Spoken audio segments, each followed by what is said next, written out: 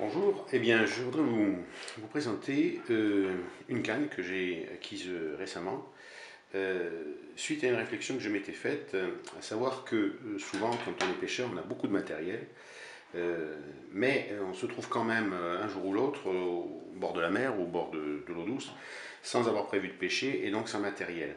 Et là on est bien embêté et je me suis dit que ça serait bien d'avoir toujours à disposition dans ma voiture un petit matériel sélectionné qui resterait là exprès pour ça. J'ai trouvé cette canne, qui est une canne, un concept intéressant, parce que c'est une canne à anneau de 2,10 m de longueur et qui a un encombrement de seulement 38 cm du fait que c'est une canne télescopique avec un talon à emmanchement. Donc qui s'emmanche comme ça. Et une fois déployée, c'est une canne de 2,10 m d'une puissance de 5 à 20 grammes.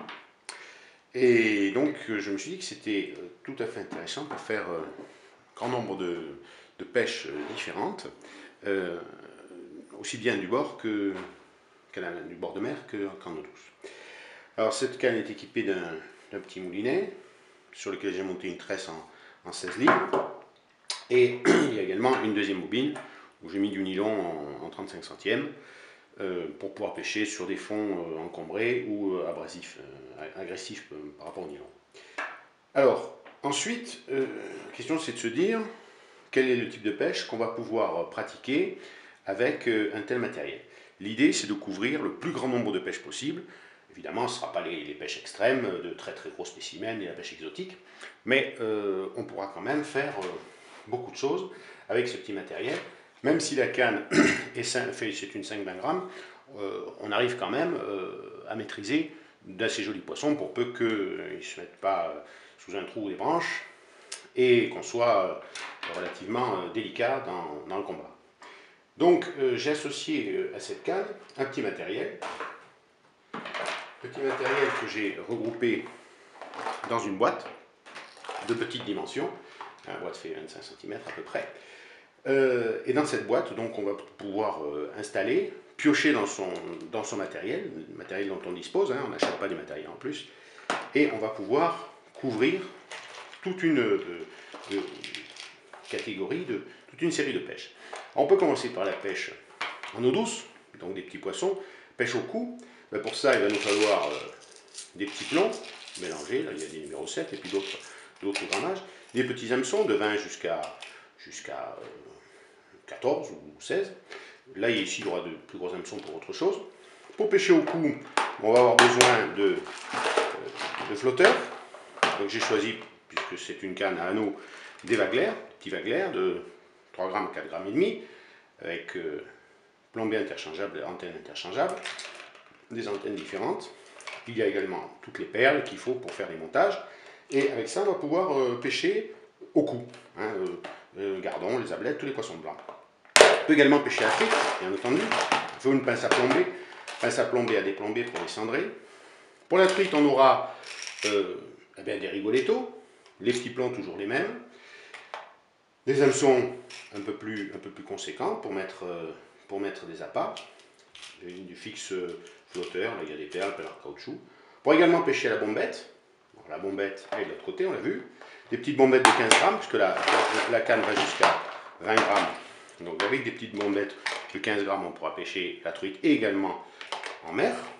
Avec, pour la mer aussi, puisqu'on est là, eh bien, on voit des calamarettes pour le bord, des cuillères pour la truite qui vont pouvoir être lancées. Ici, un flotteur de 15 grammes pour le carnassier, puisque une fois qu'on a pris un gardon, on peut le transformer en vif. Il suffit pour ça de changer de bas de ligne, de changer d'hameçon, et avec un flotteur de 15 grammes, on peut pêcher les carnassiers d'eau douce, également pêcher en mer. On peut aussi pêcher en mer en flotteur avec le flotteur lumineux. Pour la truite, s'il faut laisser partir dans le courant, des petits flotteurs exprès, ça peut servir pour la mer, les mulets dans les ports, etc. Toute une série de leurres qui peuvent être lancés, des leurres souples, là c'est un Civilix, bon, et puis des anguillons, et puis même des leurres durs, poissons nageurs, un rapala, un artiste, un cibasse. En plombée, l'olivette de 15 grammes qui correspond au flotteur à carnassier, mais aussi une olivette de 20 grammes, puisque la canne va jusqu'à 20 grammes. Un petit plomb palangrotte pour pêcher en mer, posé au fond. Aussi, la plombée de 20 grammes peut servir. Des chevrotines peuvent toujours servir. Et voilà, des hameçons tout à fait variés, mélangés. Ça va de l'hameçon à truite, hameçon triple, hameçon pour mettre des leurres, pour pouvoir écher un ver de mer également. Et avec ça, eh ben, on va pouvoir couvrir toute une catégorie de pêche dans un espace restreint. On ajoutera quelques bobines de fil, 8 centièmes, 10 centièmes, j'ai mis des fonds de bobine, du 12, du 18 et du 24. Bon, ça ne prendra pas énormément de place. On va pouvoir conserver ça dans la voiture. Et avec ça, eh bien, partir pêcher avec cette petite canne, encombrement 38 cm. Et elle possède aussi un étui rigide qui porte l'encombrement à 48 cm. Voilà. Tout ça, ça peut être conservé dans une voiture, ça peut être même conservé, je pense, dans un coffre de moto. Et ça permet d'avoir toujours avec soi du matériel pour se tirer d'un grand nombre de situations. Voilà.